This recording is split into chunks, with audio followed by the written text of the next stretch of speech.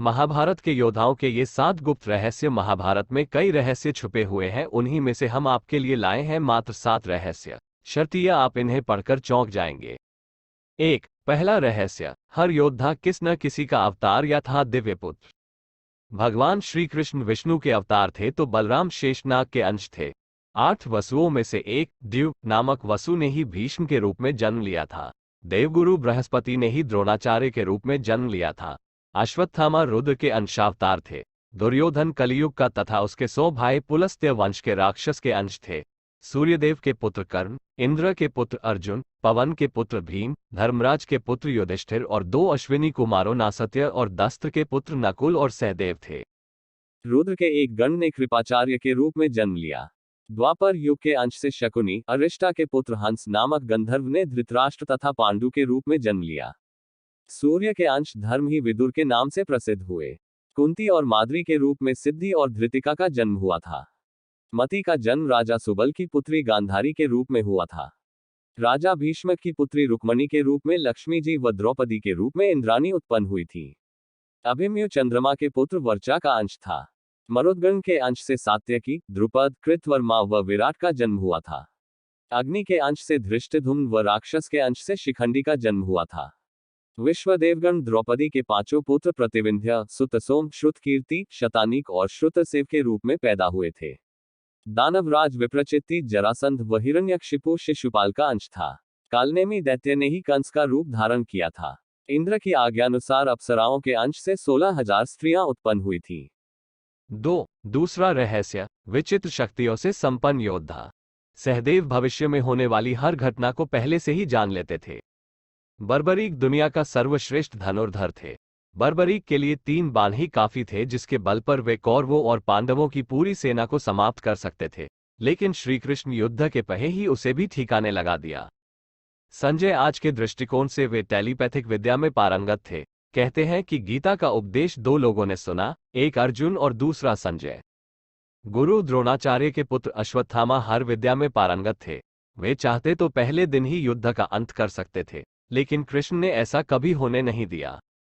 कर्ण से यदि कवच कुंडल नहीं हथियाए होते, यदि कर्ण इंद्र द्वारा दिए गए अपने अमोघ अस्त्र का प्रयोग घटोत्कच पर न करते हुए अर्जुन पर करता तो आज भारत का इतिहास और धर्म कुछ और होता। भीम में 1000 हाथियों का बल था। युद्ध में भीम से ज्यादा शक्तिशाली उनका पुत्र घटोत्कच ही था। घटोत्कच का पुत्र बर्बरीक था। माना जाता है कि कद काठी के हिसाब से भीमपुत्र घटोत्कच इतना विशालकाय था कि वह लात मारकर रथ को कई फुट पीछे फेंक देता था और सैनिकों तो वह अपने पैरों तले कुचल देता था। शांतनु गंगा के पुत्र भीष्म का नाम देवव्रत था। उनको इच्छामृत्यु का वरदान प्राप्त था।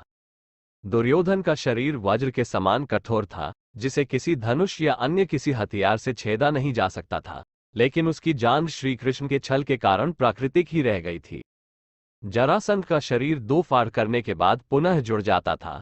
तब श्रीकृष्ण ने भीम को इशारों में समझाया कि 2 फाड़ करने के बाद दोनों फाड़ को एक दूसरे की विपरीत दिशा में फेंक दिया जाए। 3। तीसरा रहस्य, महाभारत में न तो कौरवों ने युद्ध लड़ा और न पांडवों ने।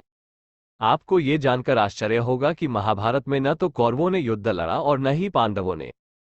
कौरव उसे कहते हैं जो कुरुवंश का हो। कुरुवंश के अंतिम योद्धा भीष्म ही थे। धृतराष्ट्र के पुत्र कौरव और पांडु के पुत्र पांडव कहलाए, जबकि पांडु का कोई पुत्र नहीं था। पांडु पत्नी कुंती और माद्री ने देवताओं का आह्वान किया था, जिससे उन्हें 5 पुत्र उत्पन्न हुए थे। दूसरी ओर 100 कौरवों का जन्म वेद व्यास की कृपा से हुआ था। ये भी विदित हो कि वेद व्यास के पिता की कृपा से ही अंबिका से धृतराष्ट्र और अंबालिका से पांडु का जन्म हुआ, जबकि एक दासी से विदुर का जन्म हुआ था। 4। चौथा रहस्य, रहस्यमयी जन्म। महाभारत में किसी भी व्यक्ति का सामान्य रूप में जन्म नहीं हुआ। श्री कृष्ण का जन्म जहां कारावास में बहुत कठिन परिस्थितियों में हुआ, वहीं उससे पूर्व भीष्म का जन्म गंगा की शर्त के उल्लंघन स्वरूप हुआ। भीष्म ने जब ब्रह्मचर्य की प्रतिज्ञा ले ली तो वंश को आगे बढ़ाने का संकट उत्पन्न हुआ। शांतनु की दूसरी पत्नी सत्यवती के 2 पुत्र हुए। इसमें से जीवित बचे विचित्रवीर्य की 2 पत्नियां अंबिका और अंबालिका ने निगोद द्वारा अंबिका से धृतराष्ट्र, अंबालिका से पांडु और दासी से विदुर का जन्म हुआ। इसी तरह धृतराष्ट्र और पांडु को जब कोई पुत्र उत्पन्न नहीं हुआ तो फिर से यही वेदव्यास काम आए। अब आप सोचिए, इन्हीं दो पुत्रों में से एक धृतराष्ट्र के यहाँ जब कोई पुत्र नहीं हुआ तो वेदव्यास की कृपा से ही 99 पुत्र और एक पुत्री का जन्म हुआ। दूसरी ओर पांडु की दो पत्नियां कुंती और माद्री थीं। दोनों से ही पांडु पुत्र उत्पन्न नहीं कर सके। तब कुंती ने क्रमशः धर्मराज, इंद्र और पवनदेव का आह्वान किया तो युधिष्ठिर, अर्जुन, भीम उत्पन्न हुए। उसी तरह माद्री ने दो अश्विन कुमारों का आह्वान किया तो उनसे नकुल और सहदेव उत्पन्न हुए। इसी तरह द्रौपदी का जन्म भी एक रहस्य ही है। कहते हैं कि उसका असली नाम यज्ञसेनी है। यज्ञसेनी इसलिए कि वो यज्ञ से उत्पन्न हुई थी। द्रौपदी नाम महाराज द्रुपद की पुत्री होने के कारण था। इसी तरह गौतम ऋषि के पुत्र शरद्वान और शरद्वान के पुत्र कृपाचार्य का जन्म भी एक रहस्य ही है। कृपाचार्य की माता का नाम नामपदी था। नामपदी एक देवकन्या थी। इंद्र ने शरद्वान को साधना से दिगाने के लिए नामपदी को भेजा था। देवकन्या नामपदी, जानपदी के सौंदर्य के प्रभाव से शरद्वान इतने कामपीड़ित हो गए कि उनका वीर्य स्खलित होकर एक सरकंडे पर गिर पड़ा। वह सरकंडा दो भागों में विभक्त हो गया, जिसमें से एक भाग से कृप नामक बालक उत्पन्न हुआ और दूसरे भाग से कृपी नामक कन्या उत्पन्न हुई। यह कृपी कृपाचार्य कहलाए। महर्षि भारद्वाज मुनि का वीर्य किसी द्रोणी, यज्ञ कलश अथवा पर्वत की गुफा में स्खलित होने से जिस पुत्र का जन्म हुआ उसे द्रोण कहा गया। ऐसे भी उल्लेख है कि भारद्वाज ने गंगा में स्नान करती घृताची को देखा। भारद्वाज ने गंगा में स्नान करती घृताची को देखा और उसे देखकर वे आसक्त हो गए, जिसके कारण उनका वीर्य स्खलन हो गया, जिसे उन्होंने द्रोण, यज्ञ कलश में रख दिया। बाद में उससे उत्पन्न बालक द्रोण कहलाया। पांचवा रहस्य, महाभारत के ये उलझे हुए रिश्ते। महाभारत में द्रौपदी ही एकमात्र ऐसी स्त्री थी जिसने 5 पुरुषों को अपना पति बनाया था। महाभारत में भगवान श्री कृष्ण के सखा थे अर्जुन, लेकिन अर्जुन ने जब श्री कृष्ण की बहन से विवाह किया तो वे उनके जीजा भी बन गए थे। श्री कृष्ण का अर्जुन से ही नहीं बल्कि दुर्योधन से भी करीबी रिश्ता था। कृष्ण और जामवंती के पुत्र सांब ने दुर्योधन की पुत्री लक्ष्मणा से विवाह किया था। इस तरह दुर्योधन और श्री कृष्ण दोनों एक दूसरे के समधी थे। अर्जुन और सुभद्रा के पुत्र अभिमन्यु की पत्नी वत्सला बलराम की बेटी थी। अभिमन्यु का एक विवाह महाराज विराट की पुत्री उत्तरा से भी हुआ था। भगवान श्री कृष्ण की 8 पत्नियां में से एक अवंती के राजा जयसेन की बेटी मित्रविदा थी। पौराणिक मान्यता अनुसार मित्रविदा उनकी बुआ की बेटी थी।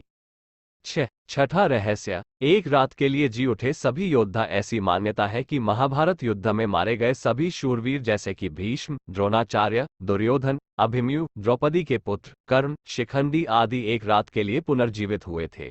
ये घटना महाभारत युद्ध खत्म होने के 15 साल बाद घटित हुई थी। यह उस समय की बात है जब धृतराष्ट्र, कुंती, विदुर, गांधारी और संजय वन में रहते थे। वहां विदुर जी के प्राण त्यागने के बाद धृतराष्ट्र के आश्रम में महर्षि वेदव्यास आए। महर्षि वेदव्यास ने धृतराष्ट्र, गांधारी और कुंती से कहा कि आज मैं तुम्हें अपनी तपस्या का प्रभाव दिखाऊंगा, तुम्हारी जो इच्छा हो वो मांग लो। तब धृतराष्ट्र व गांधारी ने युद्ध में मृत अपने पुत्रों तथा कुंती ने कर्ण को देखने की इच्छा प्रकट की। द्रौपदी आदि ने कहा कि वे भी अपने परिजनों को देखना चाहते हैं। महर्षि वेदव्यास ने कहा कि ऐसा ही होगा। महर्षि वेदव्यास के कहने पर सभी गंगा तट पर एकत्रित हो गए और रात होने का इंतजार करने लगे। रात होने पर महर्षि वेदव्यास